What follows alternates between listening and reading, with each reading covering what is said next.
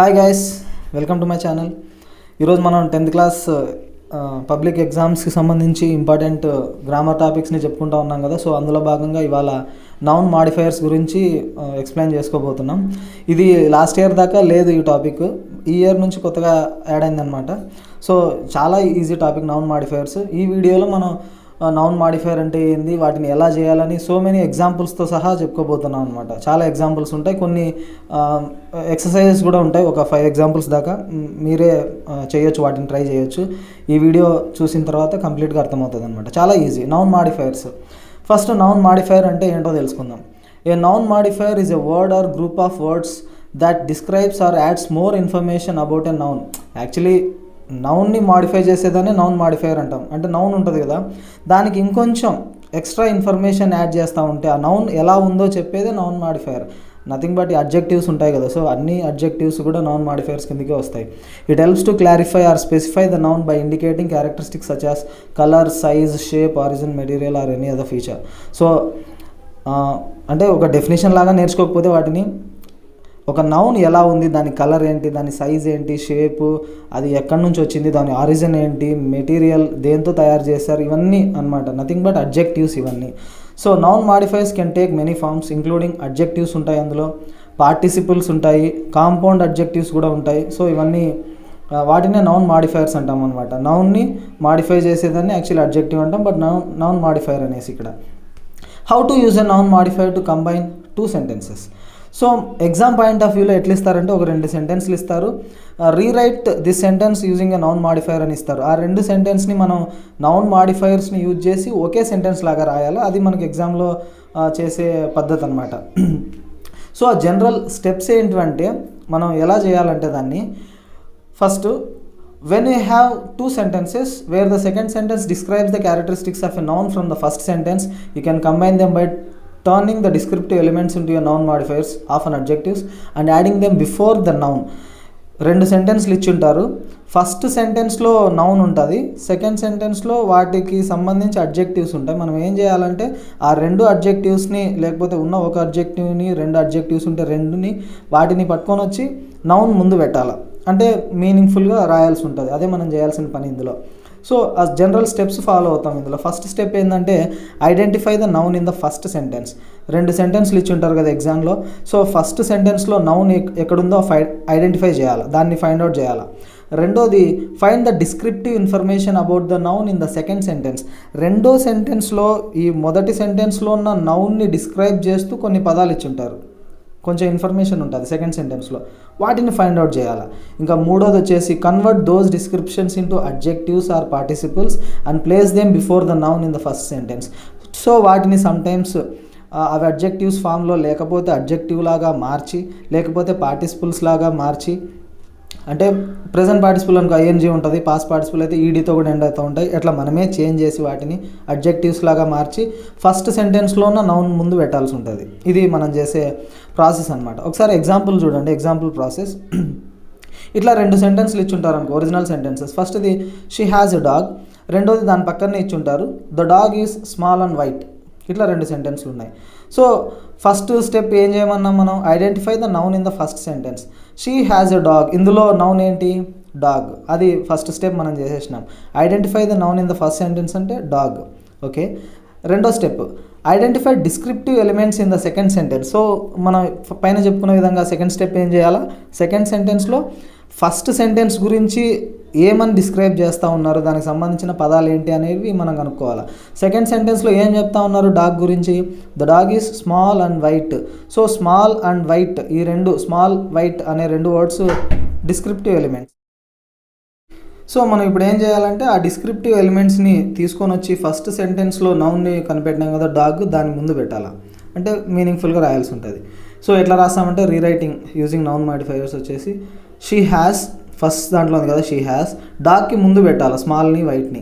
So అవి already adjective ఫామ్లో ఉన్నాయి కాబట్టి యాస్టీస్గా రాయేస్తాం. ఒకవేళ లేకపోతే మనం చెప్పాం కదా పార్టిసిపుల్స్ లాగా చేంజ్ చేయాల్సి ఉంటుంది. అంటే ప్రజెంట్ పార్టిసిపుల్ అయితే ఐఎన్జీతో, అంటే కొన్ని అడ్జెక్టివ్స్ని ఐఎన్జీతో కానీ లేకపోతే ఈడీతో కానీ చేయాల్సి ఉంటుంది అనమాట లాస్ట్లో, పాస్ట్ పార్టిసిపుల్ కానీ. So she has a small and white dog, లేకపోతే she has a small white dog అనొచ్చు, లేకపోతే స్మాల్ అండ్ యూజ్ చేయొచ్చు మనం. She has a small and white dog. So అర్థమైంది కదా.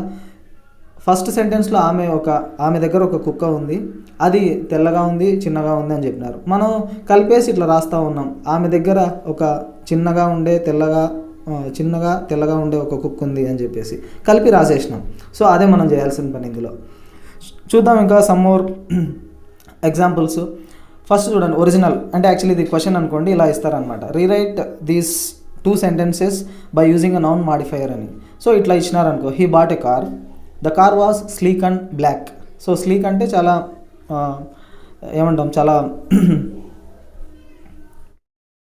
అంటే దాని ఒక స్ట్రక్చర్ అనమాట, స్లీక్ స్ట్రక్చర్ అని పిలుస్తూ ఉంటాం. అంటే చాలా మృదువుగా ఎలా ఉంది చూడడానికి అని.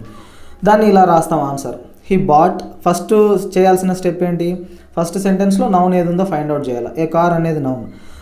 సెకండ్ సెంటెన్స్లో కార్ గురించి ఏమని డీటెయిల్స్ ఉన్నాయి, స్లీక్ ఒకటి, బ్లాక్ ఒకటి. సో ఇట్లా రాస్తాం, he bought a sleek and black car, లేకపోతే he bought a sleek black car, అంతే. రెండోది, they visited a village, the village was peaceful and old. So first step ఏంటి, ఫస్ట్ ఎగ్జాంపుల్లో నౌన్ని ఫైండ్ అవుట్ చేయడం, ఏ విలేజ్. సెకండ్ సెంటెన్స్లో a village అనే word గురించి ఏం చెప్తా ఉన్నారు, అది ఎలా ఉందంట, పీస్ఫుల్గా ఉంది, ఓల్డ్. సో ఈ రెండింటిని తీసుకొని వచ్చి విలేజ్కి ముందు పెడతాం. They visited a peaceful old village. So ఇలా. Next, I found a shell, the shell was pink and shiny. ఆ షెల్ ఎలా ఉందంట, ఎక్కడో బీచ్లో దొరికినటువంటి ఆ షెల్ పింక్ కలర్లో ఉంది, షైనీ మెరుస్తూ ఉంది. సో ఫస్ట్ దాంట్లో నౌన్ ఏంటి, ఏ షెల్. సెకండ్ దాంట్లో నౌన్ గురించి ఏమని డిస్క్రైబ్ చేస్తూ ఉన్నారు, పింక్ అని ఒకటి ఉంది, షైనీ అని ఒకటి ఉంది. సో ఆ రెండింటిని తీసుకొని వచ్చి ఇక్కడ ఉన్నటువంటి నౌన్ ముందు పెడతాం. I found a pink and shiny shell. And use చేయొచ్చు, లేకపోతే కామా పెట్టి అలానే రాసేయచ్చు. Next example, he found a book, it had a red cover and torn pages. So first దాంట్లో నౌన్ ఏంటి, ఏ బుక్. ఈ నౌన్ని మాడిఫై చేయాలి by using descriptive elements in the second sentence. ఏం డిస్క్రిప్టివ్ ఎలిమెంట్స్ ఉన్నాయి, బుక్ గురించి ఏమని చెప్తా ఉన్నారు, ఆ బుక్ ఎలా ఉందంట, రెడ్ కవర్ ఉంది దానికి, అండ్ టాన్ పేజెస్ చినిగిపోయి ఉన్నాయి. సో అవి సో దీన్ని ఎలా మారుస్తున్నాం చూడండి, రెడ్ కవర్ అనేది కూడా నౌన్ కదా, రెడ్ కవర్ అనేది యాక్చువల్లీ ఒక నౌన్. సో ఇక్కడ మనం ఎలా యూజ్ చేయాలి, అడ్జెక్టివ్ లాగా యూజ్ చేయాలి. సో ఎలా రాస్తాం, రెడ్ కవర్డ్ అని పాస్ట్ పార్టిసిపుల్ యూజ్ చేస్తూ ఉన్నాం. అర్థమవుతుందా. He found A red covered and torn pages అనేవి కూడా నౌన్ కదా. సో ఇలానే రాయకూడదు, టాన్ పేజెస్ బుక్ అని రాయకూడదు, రాంగ్ అవుతుంది. సో ఏం చేస్తున్నాం, దాన్ని torn paged past participle use చేస్తూ ఉన్నాం, పేజ్డ్. అర్థమైంది, torn paged book. Next, they admired a house, it had white walls and wooden door. So first సెంటెన్స్లో సబ్జెక్ట్ అది నౌన్ ఏంటి, ఏ హౌస్. ఏ హౌస్ గురించి ఏమని చెప్తా ఉన్నారు డిస్క్రిప్షన్, సెకండ్ సెంటెన్స్లో వైట్ వాల్స్ ఉన్నాయి, వుడెన్ డోర్ అని ఉన్నాయి. ఇవి కూడా నౌన్స్ లాగానే ఉన్నాయి కదా, వైట్ వాల్స్, వుడెన్ డోర్ అంటాం. సో యాజ్ ఇట్ ఈస్గా రాయకూడదు, మాడిఫై చేయాలి. ఎట్లా మాడిఫై చేస్తాం చెప్పాం కదా, ప్రజెంట్ పార్టిసిపుల్స్ కానీ పాస్ట్ పార్టిసిపుల్స్ యూజ్ చేస్తాం. సో వైట్ వాల్స్ని ఎలా రాయాలా, వైట్ వాల్డ్, ఈ హౌస్ కంటే ముందు పెడతాం అనమాట. They admired a white walled and wooden doored house. Okay. Next, I bought a vase, it was blue and round. I bought a vase అంటే ఫ్లవర్ వేజ్లు ఉంటాయి కదా అవి. I bought a blue round vase. So ఇవి already adjectives కాబట్టి, blue and round వాటి shapes వాటి గురించి చెప్తా ఉన్నారు కదా అడ్జెక్టివ్స్. ఇక్కడ వైట్ వాల్స్ అనేటివి షేప్స్ కాదు కదా, అంటే వైట్ అనేది యాక్చువల్లీ కలర్ అనుకోండి, బట్ వైట్ వాల్స్ అని కూడా ఉంది. సో అది నౌన్గా ఉంది. సో దాన్ని చేంజ్ చేస్తున్నాం. ఆల్రెడీ అడ్జెక్టివ్స్ ఉంటే చేంజ్ చేయాల్సిన అవసరం లేదు. ఇన్ కేస్ అడ్జెక్టివ్ ఫామ్లో లేకపోతే నౌన్ ఫామ్ లాగా ఉంటే మనం వాటిని చేంజ్ చేయాల్సి ఉంటుంది అంతే. She drove a car, it was sleek and silver. ఆ కార్ ఎలా ఉందంట, స్లీక్గా ఉంది, సిల్వర్గా ఉంది. సో ఫస్ట్ సెంటెన్స్లో నౌన్ ఏంటి, ఏ కార్, దాని ముందు వీటిని పెట్టాలా. She drove a sleek and silver car. Okay. Next, we saw a tree, it had green leaves and thick branches. So ఇవి నౌన్ లాగా ఉన్నాయి, green leaves, thick branches noun కదా. సో వీటిని చేంజ్ చేస్తాం. We saw a green leaved and thick branched tree. Okay. I saw a building, it was tall and glass covered. So ఈ glass covered already ఏమంటాం, past పార్టిసిపుల్లోనే ఉంది. So change చేయాల్సిన అవసరం లేదు. టాల్ అనేది ఆల్రెడీ అడ్జెక్టివ్, సో దాన్ని ఏం చేంజ్ చేయం. I saw a tall glass covered building. He wore a jacket, it was leather and black. Okay. First సెంటెన్స్లో నౌన్ ఏంటి, ఏ జాకెట్. సెకండ్ సెంటెన్స్లో నౌన్ ఈ జాకెట్ గురించి ఏం చెప్తున్నారు, లెదర్ అని, బ్లాక్ అని, డిస్క్రిప్టివ్ ఎలిమెంట్స్. సో వాటిని తీసుకొచ్చి దాని ముందు పెడతాం. He wore a leather black jacket. Okay. They met a boy, he had curly hair and blue eyes. They met a curly haired. So curly hair అనేది noun కదా, so అలానే రాయకూడదు, change చేయాలి. కర్లీ హెయిర్డ్ పార్టిసిపుల్లో. And blue eyed boy. They met a curly haired blue eyed boy. Already adjective అయితే change చేయాల్సిన అవసరం లేదు, అడ్జెక్టివ్ ఫామ్లో లేకపోతే చేంజ్ చేయాల్సి ఉంటుంది. ఎట్లా అంటే పార్టిసిపుల్స్తో. She held a cat. It was fluffy and grey. She held a fluffy grey cat. I received a letter. It had a handwritten note and a sealed envelope. So I received a handwritten sealed envelope letter. Okay. He bought a sofa. It was comfortable and brown. He bought a sofa అనేది noun కదా, దాని ముందు పెట్టాలి వీటిని. He bought a comfortable brown sofa. They admired a painting. It was colorful and abstract. They admired a colorful abstract painting తర్వాత రాస్తాం. So ఏ అనేది article కదా, వాటిని లాస్ట్లో పెట్టకూడదు అనమాట. మనం సెంటెన్స్ బిగినింగ్లోనే పెట్టాల్సి ఉంటుంది, అడ్జెక్టివ్స్ కంటే ముందే పెట్టాలి, ఈ నౌన్ మాడిఫైయర్స్ కంటే ముందే పెట్టాలి articles. She saw A flower. It was yellow and long stemmed. ఇందులో నౌన్ ఏంటి? ఫ్లవర్. సో దాని ముందు వీటిని పెడతాం, ఎల్లో లాంగ్ స్టెమ్డ్ అనే words. She saw A yellow comma long stemmed flower. Comma use చేయొచ్చు, లేకపోతే అండ్ పెట్టచ్చు, మన ఇష్టం. He found a coin. It was shiny and silver. He found a shiny silver coin. Okay. I saw a bird. It had bright wings and a sharp beak. So noun ఏంటి ఇందులో? ఏ bird. ఆ bird గురించి ఏం చెప్తున్నారు? Bright wings ఉన్నాయి, sharp బీక్ ఉంది అని చెప్పేసి. సో ఈ రెండింటిని తీసుకొచ్చి దాని ముందు పెడతాం. I saw a bright winged sharp beaked. ఓకేనా. షార్ప్ బీక్ అనేది నౌన్ కదా, సో దాన్ని అడ్జెక్టివ్ లాగా మార్చాలంటే పార్టిసిపుల్ యూజ్ చేసి ఏం చేస్తున్నారు? షార్ప్ బీక్డ్ అని రాసి బర్డ్ అని రాస్తున్నాం. సో ఈ నౌన్ని లాస్ట్లో పెట్టేస్తున్నాం. ఓకేనా. She wore a dress. It was floral and knee length. So she wore a floral knee length dress. ఇట్లా.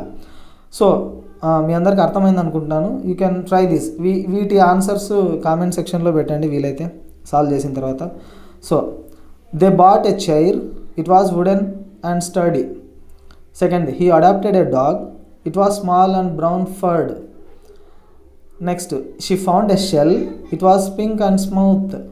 I saw a ship. It was large and steel plated. ఈ 4 ఎగ్జాంపుల్స్కి 4 answers మీకు అర్థమైతే చేసి పెట్టండి, చాలా ఈజీగా సాల్వ్ చేయొచ్చు.